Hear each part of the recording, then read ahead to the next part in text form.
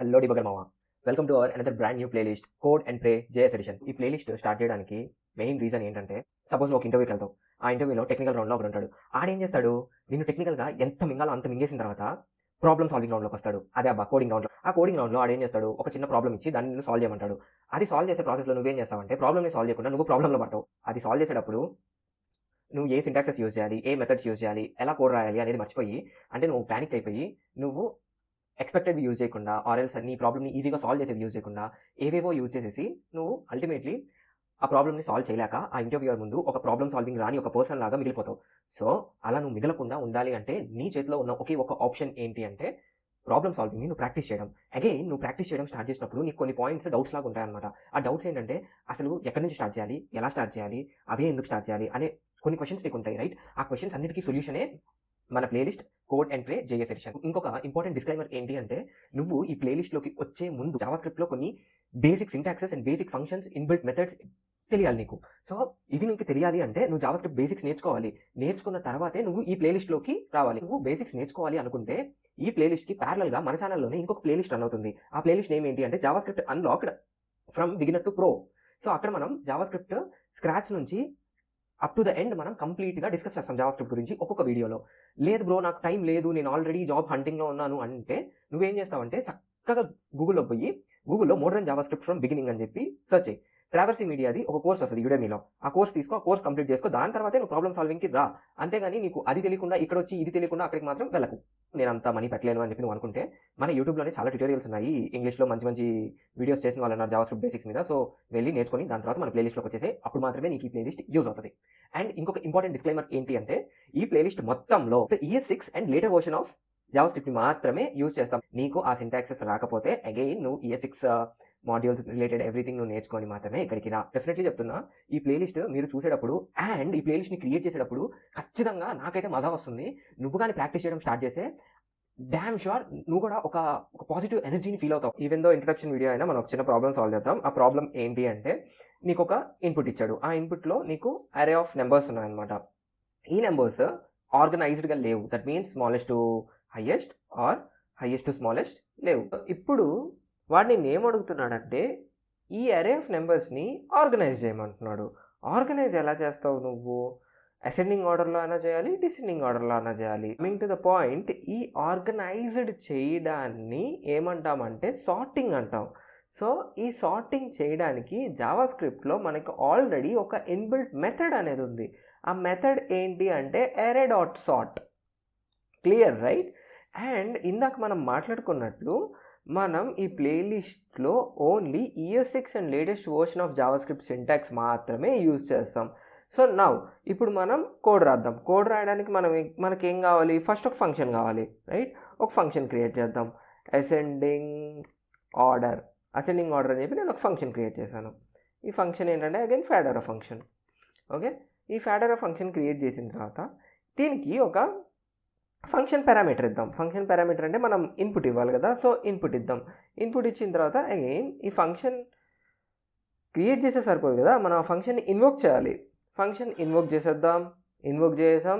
Again వాడు మనకి ఇచ్చిన ఇన్పుట్ని ఈ ఫంక్షన్ ఇన్వోక్ చేసే టైంలో ఆర్గ్యుమెంట్గా పాస్ చేసేద్దాం. డన్. సో బేసిక్ సెటప్ అయిపోయింది. నా ఇప్పుడు ఇన్పుట్ అరేని మనం సార్ట్ చేయాలి. సార్ట్ చేయాలంటే ఇందాక మాట్లాడుకున్నట్లుగా మనం జావాస్క్రిప్ట్ ఇన్బిల్ట్ సార్ట్ మెథడ్ వాడతాం, రైట్? ఈ సార్ట్ మెథడ్ని వాడిన తర్వాత దీన్ని ప్రింట్ చేద్దాం కన్సోల్లోకి. ఏమొస్తుందో చూద్దాం.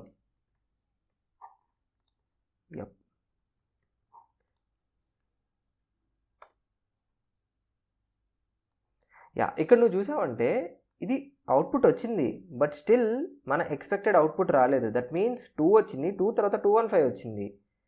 ఎందుకు అంటే బేసికల్గా ఈ సార్ట్ మెథడ్ని జావాస్క్రిప్ట్లో బిల్డ్ చేసేటప్పుడు వాళ్ళు దీన్ని వర్డ్స్ కోసం బిల్డ్ చేశారు. దట్ మీన్స్ ఏదన్నా పర్టికులర్ వర్డ్స్ మనకు ఉంటే వాటిని ఆల్ఫాబెటికల్ ఆర్డర్లో అరేంజ్ చేసుకోవడం కోసం ఈ సార్ట్ అనే ఒక మెథడ్ని వాళ్ళు ఇంప్లిమెంట్ చేశారనమాట జావాస్క్రిప్ట్లో.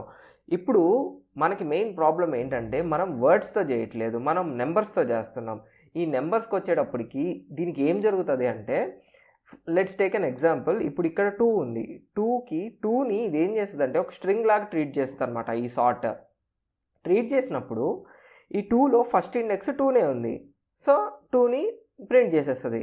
నెక్స్ట్ కమింగ్ టు అగైన్ మళ్ళీ లూప్లోకి వెళ్తుంది. లూప్లోకి వెళ్ళి చెక్ చేస్తుంది అనమాట ఇంకొక నెంబర్లో 2కి ఈక్వల్స్ 2 ఉందా, లేకపోతే 2 కంటే లెస్ దాన్ ఉందా, 2 కంటే గ్రేటర్ దాన్ ఉందా అని చెప్పి. ఇప్పుడు ఈ నెంబర్లో ఫస్ట్ ఇండెక్స్ 2 ఉంది, దట్ మీన్స్ 2 ఈక్వల్స్ టు 2 అయింది. ఓకే, సో దానికి అర్థమైంది. అగైన్ ఇప్పుడు సెకండ్ నెంబర్ తీసుకుంది, సెకండ్ నెంబర్లో 1 ఉంది. నెక్స్ట్ ఐటరేషన్లోకి వెళ్ళి థర్డ్ నెంబర్ వచ్చి 5 ఉంది. నెక్స్ట్ ఐటరేషన్లోకి వెళ్ళిపోయి ఐటరేషన్లో చెక్ చేసినప్పుడు ఇంకొక నెంబర్లో ఫస్ట్ ఇండెక్స్ 2 ఉంది, సెకండ్ ఇండెక్స్ 8 ఉంది. సో ఇప్పుడు ఇది ఎలా డిసైడ్ అవుతుంది అంటే సెకండ్ ఇండెక్స్ దీంట్లో 8 ఉంది, సెకండ్ ఇండెక్స్ దీంట్లో 1 ఉంది, అండ్ ఫస్ట్ ఇండెక్స్ మాత్రం ఈ 3 సిమిలర్ ఉన్నాయి. సో అందుకని చెప్పి ఇదేం డిసైడ్ అవుతుంది అంటే బేస్డ్ ఆన్ సెకండ్ ఇండెక్స్ ఈ 215 అనేది స్మాలర్ అని చెప్పి డిసైడ్ అవుతుంది. ఈ ప్రాబ్లమ్ని సాల్వ్ చేయడానికి మనం ఏం చేయాలంటే ఒక కాల్ బ్యాక్ ఫంక్షన్ రాయాలి. ఈ కాల్ బ్యాక్ ఫంక్షన్ ఎక్కడ రాయాలంటే ఈ సార్ట్ మెథడ్లో రాయాలి. సో ఇప్పుడు నేను ఇక్కడ ఒక కాల్ బ్యాక్ ఫంక్షన్ క్రియేట్ చేస్తాను. కాల్ బ్యాక్ ఫంక్షన్ క్రియేట్ చేసినంత మాత్రం అయిపోదు, ఈ కాల్ బ్యాక్ ఫంక్షన్కి మనం ఏదన్నా పారామీటర్స్ ఇవ్వాలి. సో ఇక్కడ చూసామంటే మనకి ఇక్కడ ఈ విఎస్ కోడే చెప్తుంది సార్ట్ గురించి, ఇలా రాయరా బాబు అని చెప్పి. సో మనం కూడా సేమ్ సింటాక్స్ యూజ్ చేద్దాం. ఇక్కడ A, B అని చెప్పి 2 పారామీటర్స్ ఇచ్చేసి, అండ్ అగైన్ ఇక్కడ మ్యాథమెటికల్ ఆపరేషన్ అనేది నువ్వు పర్ఫామ్ చేయాలి. పర్ఫామ్ చేసినప్పుడు ఇప్పుడు దీన్ని ప్రింట్ చేస్తే నీకు ఎక్స్పెక్టెడ్ అవుట్పుట్ వస్తుంది. 2, 28, 78, 215. So this is the expected output for ascending order. Now coming to descending order. Descending order అంటే ఏంటి? అగైన్ హైయెస్ట్ వాల్యూ నుంచి లోయెస్ట్ వాల్యూకి మనం అవుట్పుట్ ప్రింట్ చేయడం, రైట్? సో అసెండింగ్ ఆర్డర్కి డిసెండింగ్ ఆర్డర్కి పెద్ద డిఫరెన్స్ ఉండదు. జస్ట్ ఈ సింపుల్ ఈ మెథడ్ని నేను కాపీ చేసుకొని డిసెండింగ్ ఆర్డర్ అని చెప్పి దీనికి ఒక నేమ్ ఇచ్చాను. అగైన్ ఎవ్రీథింగ్ ఈజ్ సేమ్, అంతా సిమిలర్. సో ఫంక్షన్ కాల్ చేసుకునేది కూడా మనం సేమ్ అలానే కాల్ చేసుకుందాం. కాల్ చేసుకొని దీనికి ఒక ఇన్పుట్ అరేని ఇచ్చేద్దాం. వాడు ఇచ్చిన ఇన్పుట్ అరేని ఇక్కడ ఇచ్చేద్దాం. ఇచ్చేసిన తర్వాత ఈ అసెండింగ్ ఆర్డర్కి డిసెండింగ్ ఆర్డర్కి ఒక్క చిన్న మైనర్ డిఫరెన్స్ ఏంటి అంటే ఈ కాల్ బ్యాక్ ఫంక్షన్లో నువ్వు మ్యాథమెటికల్ ఆపరేషన్ పర్ఫామ్ చేస్తున్నావు కదా, A-B అని చెప్పి, ఇక్కడ బీని ఏని షఫల్ చేయాలన్నమాట. ఏ ప్లేసెస్ని నువ్వు షఫల్ చేయాలి. ఏ ప్లేస్లో బీని పెట్టు, బి ప్లేస్లో ఏని పెట్టు. That's it, done. ఇప్పుడు చూసామంటే ఇది అసెండింగ్ ఆర్డర్, ఇది descending order. So you got the expected output.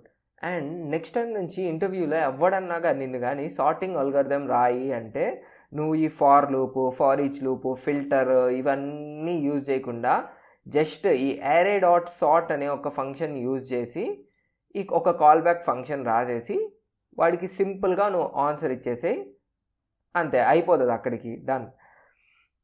That's it for the today. Thanks for the watching.